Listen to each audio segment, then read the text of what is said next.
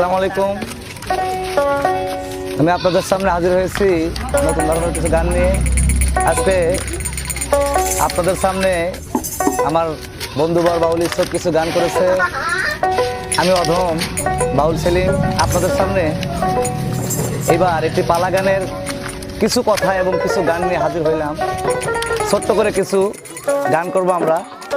এর ভিতরে যদি ভুল ত্রুটি হয় সবাই ক্ষমা করবেন। ধন্যবাদ সবাইকে।